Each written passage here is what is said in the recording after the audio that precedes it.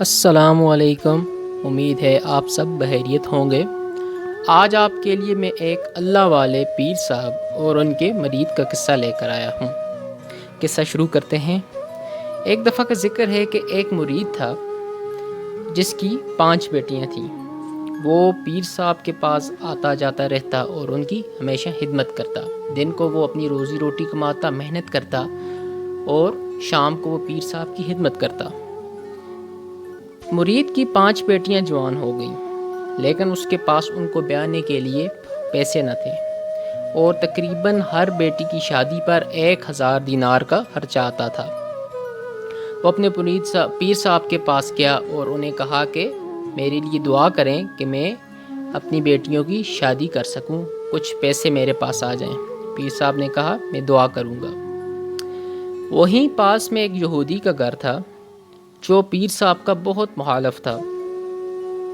جب وہ مرید اس یہودی کے گھر کے پاس سے گزرنے لگا تو وہ یہودی نے پوچھا کہ آج بہت پریشان ہو، کیا بات ہے؟ تو مرید نے کہا کہ اس طرح میری بیٹیاں جوان ہو گئی ہیں جن کی میں شادی کرنا چاہتا ہوں، لیکن میرے پاس پیسے نہیں ہیں۔ تو یہودی نے ہنس کر کہا کہ اپنے پیر صاحب کو کیوں نہیں کہتے کہ وہ تمہاری مدد کریں؟ تو مرید نے کہا انشاءاللہ وہ میری مدد کریں گے، انہوں نے وعدہ کیا ہے۔ تو یہودی نے مرید سے کہا کہ میں تمہیں ایک آفر دیتا ہوں اور جاؤ اپنے پیر صاحب کو کہہ دو کہ اگر وہ میری بینسوں کو چرائیں گے اور ان کی خدمت کریں گے 5000 درہم دے دوں گا، جس سے تمہاری بیٹیوں کی آسانی سے شادی ہو جائے گی۔ مرید غصہ ہو گیا اور اس نے کہا تمہارے جیسے ہر وقت میرے پیر صاحب کے پاس بیٹھے رہتے ہیں اور میں تمہاری یہ بات مان لوں؟ تو وہ چلا گیا وہاں سے۔ بات علاقے میں پھیل گئی اور پھیلتے پھیلتے پیر صاحب کے پاس بھی پہنچ گئی۔ اور ایک دن پیر صاحب اس یہودی کے پاس آ گئے اور انہوں نے کہا کہ اگر تم 5000 میرے مرید کو دو گے تو میں تمہاری بینسوں کا خیال رکھنے کے لیے تیار ہوں۔ یہودی بڑا حیران ہوا اور اس نے کہا کہ میں ایسے یقین نہیں کرتا، پہلے آپ کو میرے ساتھ قاضی صاحب کے پاس جانا پڑے گا تاکہ وہ اس بات کے گواہ رہیں۔ وہ دونوں شہر کے قاضی کے پاس گئے، وہاں انہوں نے لکھت پڑھت کی اور بات تحریری شکل میں نوٹ کر لی۔ اس کے بعد پیر صاحب اس یہودی کی بینسوں کا خیال رکھنے لگ گئے اور اس نے 5000 درہم اس مرید کو دے دیے۔ مرید نے اپنے بیٹیوں کی شادی کی۔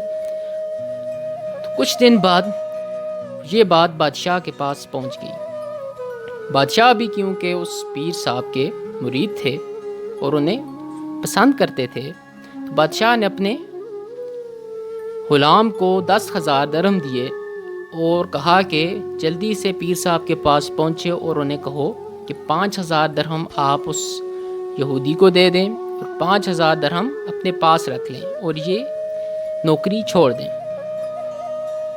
غلام جب یہ پیر صاحب کے پاس پہنچا تو اس نے 10,000 درہم دے دی انہیں۔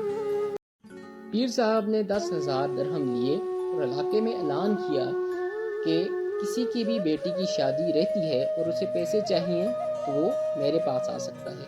کچھ ہی دیر میں کچھ لوگ جمع ہوئے جن کو اپنی بیٹی کی شادیوں کے لیے پیسوں کی ضرورت تھی۔ پیر صاحب نے انہیں 10,000 درہم دے دیے اور ان سب میں تقسیم کر دیے اور انہوں نے کہا کہ یہ نوکری میں اسی طرح جاری رکھوں گا۔ اور جب یہ بات یہودی تک پہنچی تو وہ پیر صاحب کے پاس آیا اور پیر صاحب سے کہا کہ آپ کے پاس تو 10,000 درہم تھے، وہ آپ مجھے دے سکتے تھے اور آزادی حاصل کر سکتے تھے، لیکن پیر صاحب نے کہا کہ بیٹیاں سانجھی ہوتی ہیں، میں نے اپنے ان پیسوں سے ان سب بیٹیوں کی مدد کر دی ہے۔ یہودی پیروں کے بل بیٹھ گیا اور کہنے لگا کہ آج تک میں نے مسلمانوں کے اخلاق کے بارے میں سنا تھا، لیکن آج وہ دیکھ بھی لیا۔ اس نے پیر صاحب سے کہا کہ مجھے آپ کلمہ پڑھا لیں، میں مسلمان ہونا چاہتا ہوں۔ تو دیکھیں جی، یہ تھی آج کی کہانی کہ ایک نیکی کی وجہ سے ایک شخص مسلمان بھی ہو گیا اور کتنی زیادہ بچیوں کی مدد بھی ہو گئی۔ پیر صاحب نے انہیں کلمہ پڑھایا اور انہیں مسلمان کیا۔